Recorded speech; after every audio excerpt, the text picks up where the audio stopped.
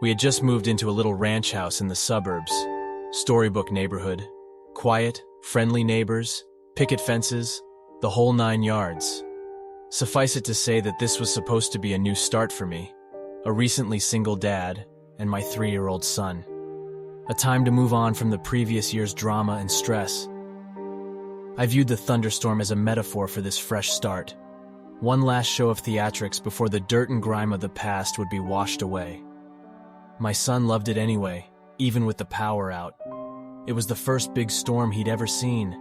Flashes of lightning flooded the bare rooms of our house, imparting unpacked boxes with long creeping shadows, and he jumped and squealed as the thunder boomed.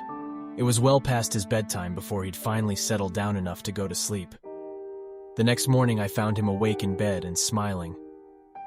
I watched the lightning at my window, he proudly announced.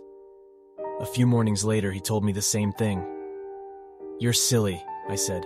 It didn't storm last night, you were only dreaming. Oh. He seemed somewhat disheartened. I ruffled his hair and told him not to worry. There should be another storm soon. Then it became a pattern. He would tell me how he watched the lightning outside his window at least twice a week, despite there being no storms. Recurring dreams of that first memorable thunderstorm, I figured. It's easy to hate myself in hindsight. Everybody assures me there's nothing I could have done, no way I could have known. But I'm supposed to be the guardian of my child, and these are useless words of comfort. I constantly relived that morning, making my coffee, pouring milk over my cereal, and picking up the newspaper to read about the pedophile local authorities had just arrested. It was front-page stuff. Apparently this guy would select a young target, usually a boy, stake out their house for a while, and take flash photos of them through their window while they slept. Sometimes he did more. My stomach sank as the connection was made.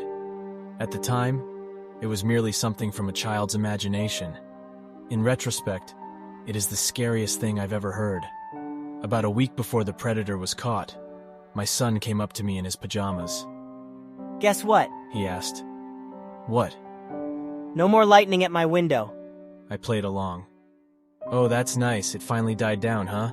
No. Now it's in my closet.